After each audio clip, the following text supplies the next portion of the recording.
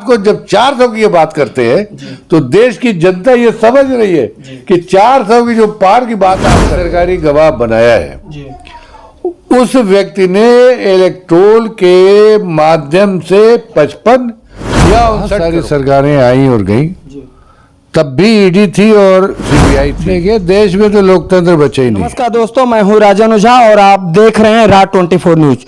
दोस्तों, इस समय लोकसभा 2000 चुनाव का बिगुल बज चुका है और हम जनपद गाजीपुर में हैं और यहां पर रेड जोन है।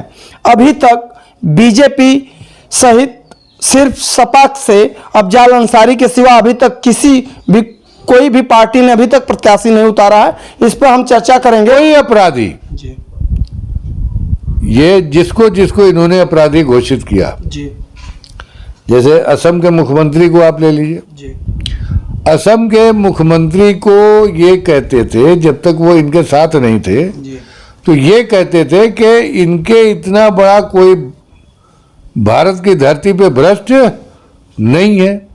तो सवाल ये हुआ कि जब ये इतना बड़ा आदमी भ्रष्ट था तो आपके साथ आने के बाद क्या उसके भ्रष्टाचार की फाइल क्या हुआ?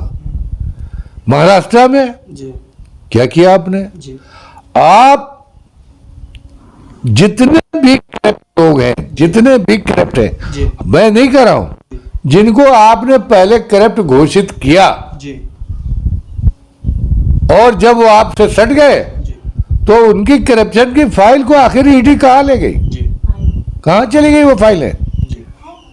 दोहरा मापदंड है।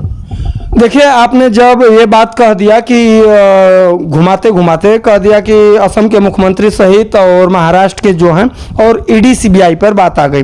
अब ये हमेशा से जब भी सरकार रही है, केंद्र सरकार इस समय है बीजेपी के, और इन पर लांछन लगा है कि केंद्र सरकार जो है ईडी और सीबीआई का दुरुपयोग कर रही है। और आप देख भी रहे हैं खुद ही कि आम आदमी पार्टी के मनीष सिसोदिया, संजय सिंह सहित आम आदमी पार्टी के मुखिया अरविंद केजरीवाल भी जेल चले गए अभी। और इनके ऊपर जिस प्रकार से आरोप लगा रहे हैं बीजेपी के लोग, क्या कहेंगे, कितना इसके बारे में? देखिए, देश में तो लोकतंत्र बचे ही नहीं है, इसलिए कि जिस तरह से विपक्ष को ईडी और सीबीआई का प्रयोग किया गया है। मेरी उम्र राजन जी 72 साल हो रही है और बहुत सारी सरकारें आई और गई, तब भी ईडी थी और सीबीआई थी, लेकिन इस तरह से प्रयोग नहीं हुआ जैसे कोई व्यक्ति अपने पालतू कुत्ते का प्रयोग किसी के ऊपर अटैक करने के लिए कर दिया हो। एक लोकतांत्रिक व्यवस्था में एक संस्था जो संविधान के दायरे में है और वो एक आदमी जिसको सीबीआई अभियुक्त बनाती है, वो बयान देता है, उसके बयान पर ही कोई एक भी चीज आज तक सीबीआई ने ये कोर्ट में नहीं रखा कि इनके खिलाफ ये एलिगेशन, ये सबूत मिलते हैं, सारे मौखिक है, कोई चीज बरामद नहीं है। और एक व्यक्ति को सरकारी गवाह बना, वो व्यक्ति जो अभियुक्त है उसको आप सरकारी गवाह बनाते हैं और उसके कहने पे सिसोदिया जी को ले जाते हैं, उसी कहने पे संजय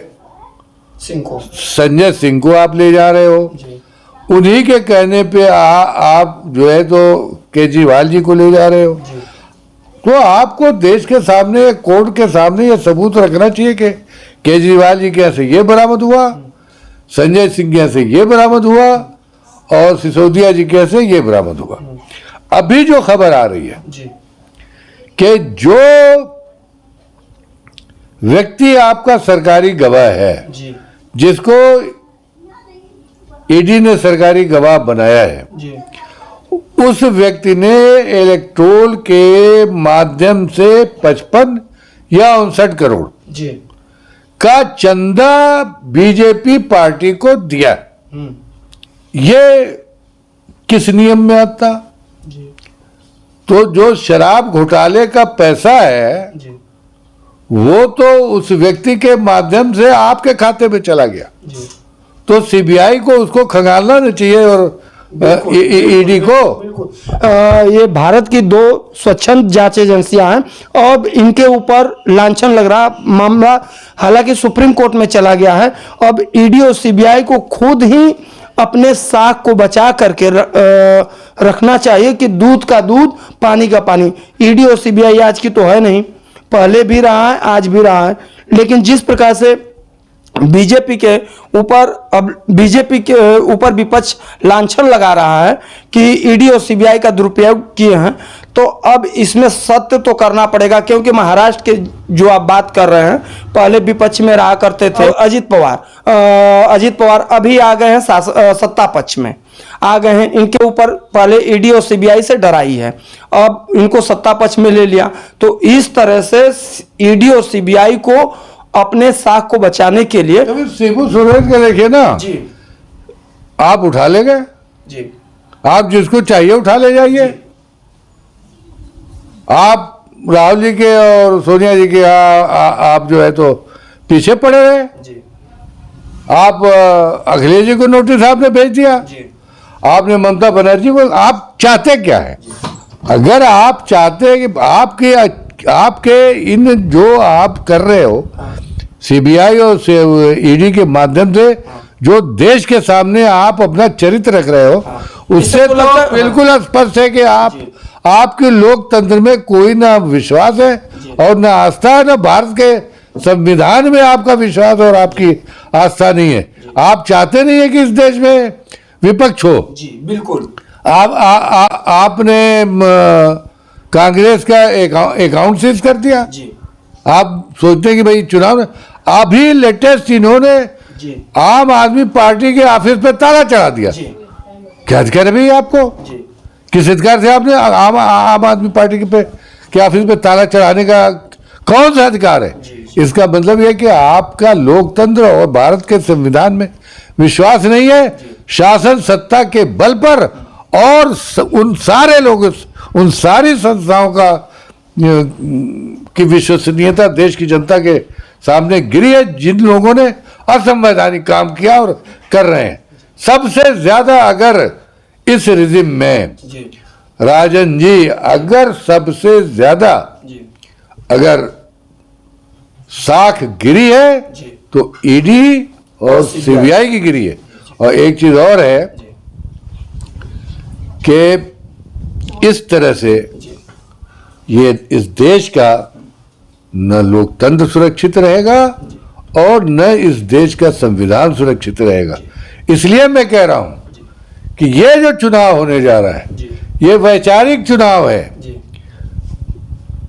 गांधी की विचारधारा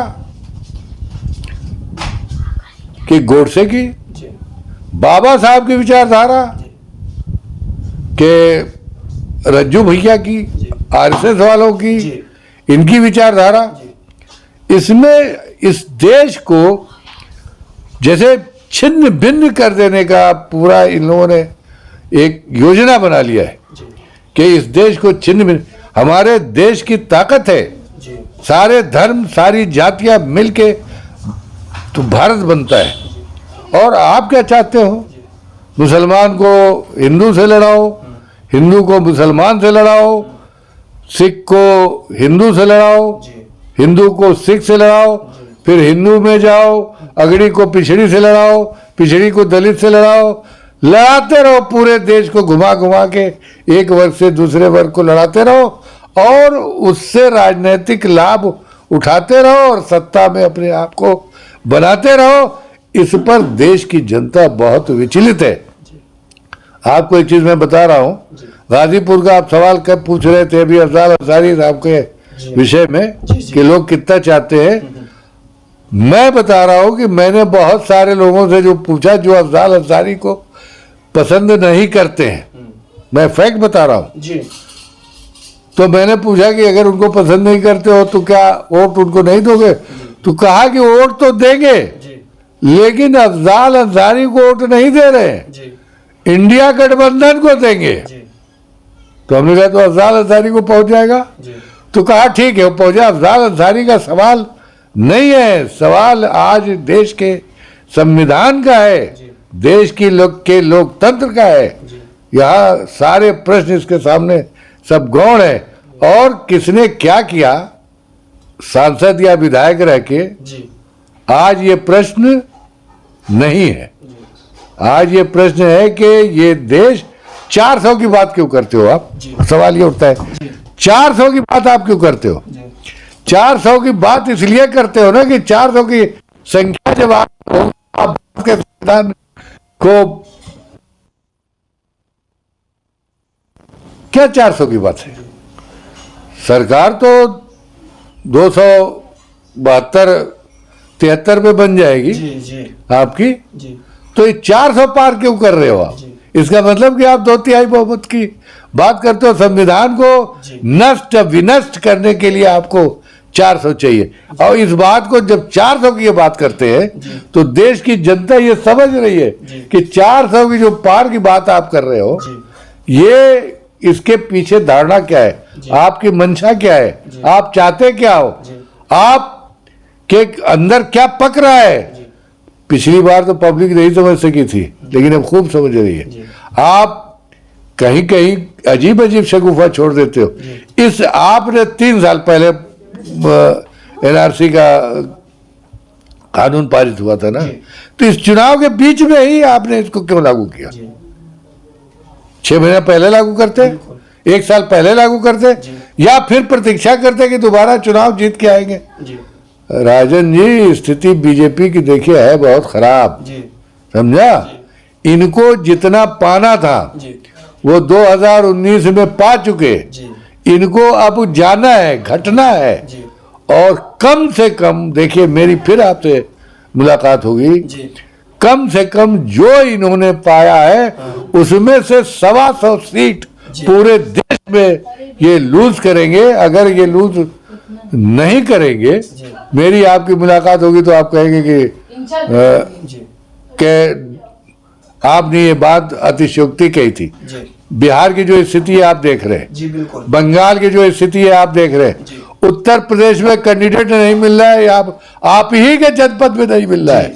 इन्होंने घोसी में किसको टिकट दिया है उसकी स्थिति आप जानते हैं, घोसी का उपचुनाव हुआ उसको भी आप जानते हैं।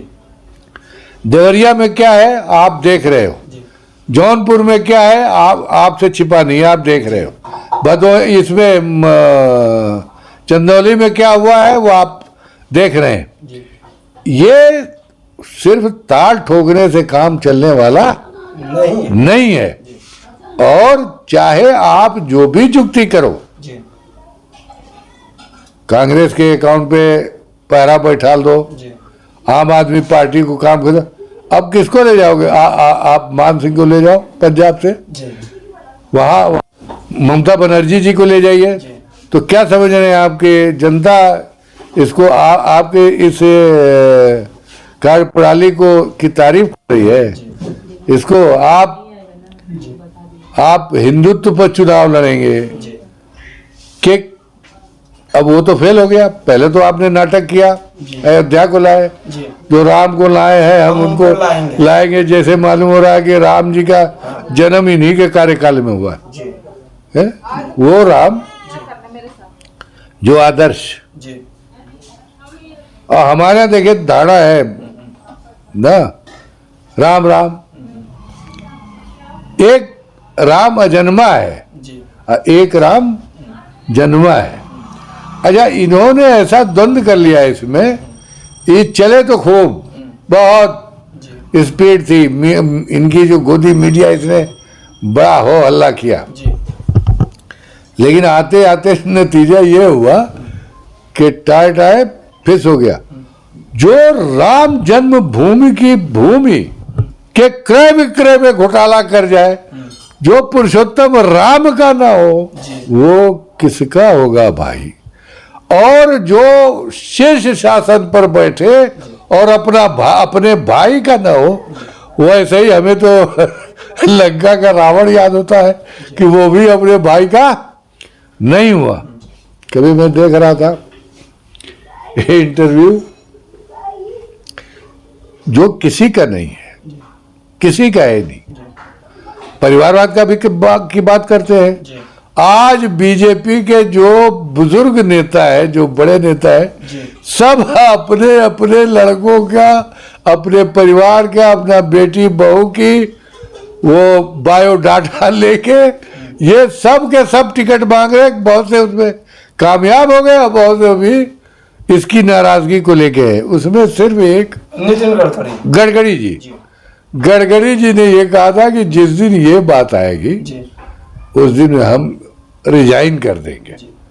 तो ये लगा कि अभी वाजपेयी जी की विचारों वाली भाजपा में एक आध दो लोग है जिनको दबा के एकदम रखा गया है, दबा के एकदम दबा दिया गया उसको। और जब वो तथ्यपूरक बात करते हैं तो उनको भी बीजेपी विद्रोही कहा जाता है। चलिए, बहुत बहुत आपका धन्यवाद दोस्तों। ये देश हमारा है और तमाम मुद्दों के साथ आज चर्चा हुई, लेकिन जिस प्रकार से सत्ता पक्ष के लोगों ने विपक्ष को ईडी और सीबीआई के बल पर डरा करके आज सलाखों के पीछे डाला है, ये कहीं ना कहीं प्रश्न चिन्ह खड़ा होता है, क्योंकि वही विपक्ष के जैसे महाराष्ट्र के जो नेता रहे हैं अभी सत्ता पक्ष में आ गए तो दूध के धोले हो गए।